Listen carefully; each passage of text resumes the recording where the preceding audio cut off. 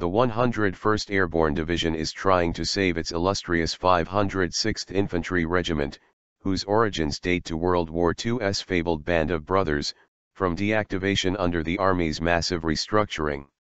The Army announced this week that at least 12 combat brigades nationwide are to be eliminated by 2017 under sweeping military reductions, among them the 4th Brigade Combat Team at Fort Campbell, Kentucky.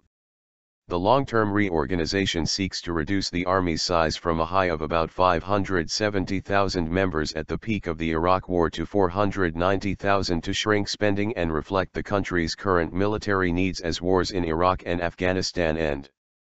The brigade traces its lineage to the 506th Parachute Infantry Regiment, created in 1942.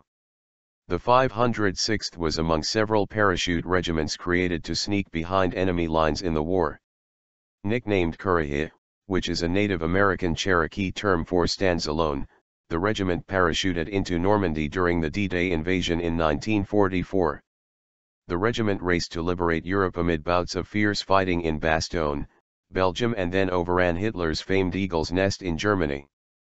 The Band of Brothers book by historian Stephen Ambrose and the subsequent HBO miniseries about the men of Easy Company won national acclaim, propelling the unit to wide fame among the public.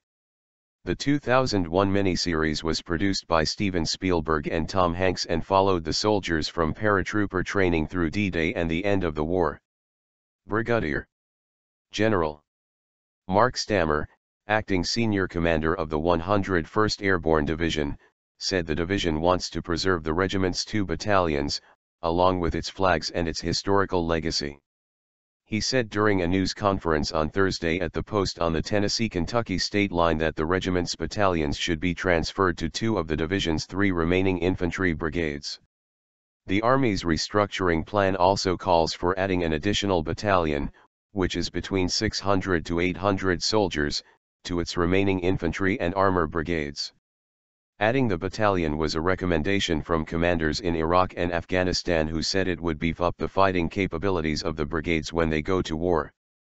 If Washington's defense and budget planners approve of such a plan, he said the 506th will live, but it will just live in another brigade combat team. Following World War II, the regiment was deactivated and reactivated a number of times in its history and moved to other locations as the Army reorganized in the post-war era.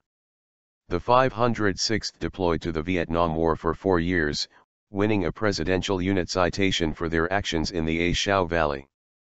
The regiment's soldiers served in Iraq for a 2004 to 2005 stint before the regiment returned to Iraq from late 2005 through 2007 in Baghdad as the new 4th Brigade Combat Team under the 101st Airborne Division. The 4th Brigade is currently on its 3rd deployment to Afghanistan. John O'Brien, the installation historian at Fort Campbell, said the regimental flag with its battle streamers carries the history of the unit, marking the battles and campaigns from World War II to recent times.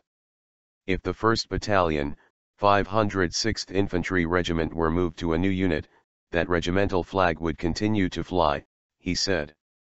History, heritage and values, those things provide the glue that holds the unit together, O'Brien said. You can imagine how powerful it is to say, I am member of the Band of Brothers. Jim Martin is one of the few surviving World War II veterans from the original 506th Regiment. At 92, he just returned from a trip to Europe to visit locations, including the coast of France, where he and fellow soldiers fought.